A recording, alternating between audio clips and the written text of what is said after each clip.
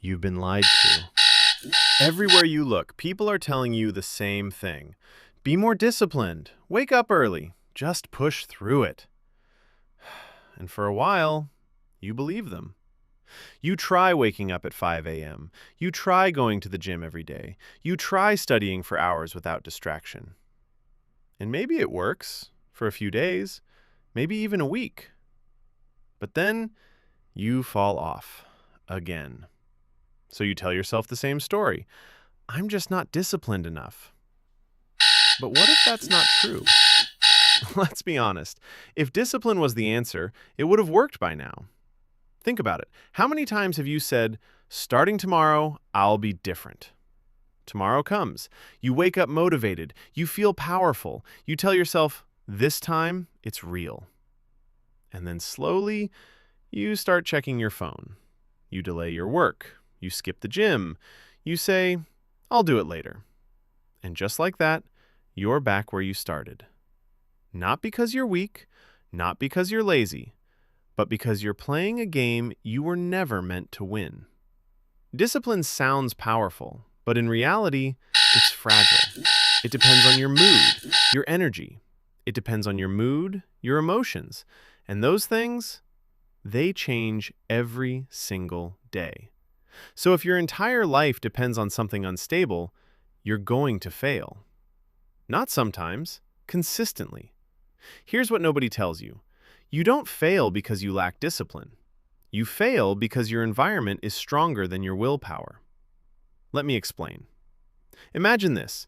Your phone is right next to you. Notifications are popping up. Your bed is comfortable. Your room is quiet.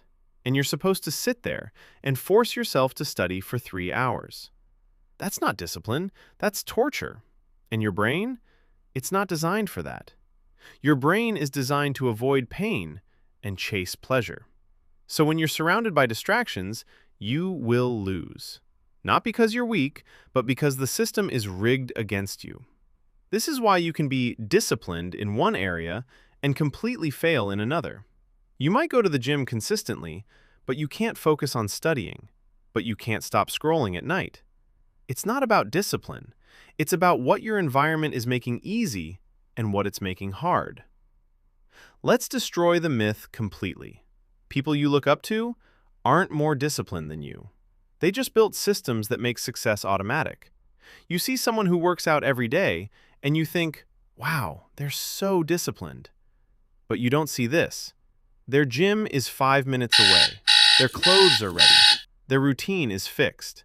There's no decision to make. It's just normal. Now compare that to you. You wake up and think, should I go to the gym today? That one question is where you lose. Because every decision drains energy, and the more decisions you make, the weaker your willpower becomes. So by the time it's actually time to act, you're already exhausted. That's why discipline feels hard, because you're relying on decision-making instead of removing decisions. So if discipline is a lie, what actually works? Systems. Not motivation, not willpower, not discipline. Systems. A system is something that makes the right action the easiest action. Let's break it down. If you want to study more, don't rely on discipline.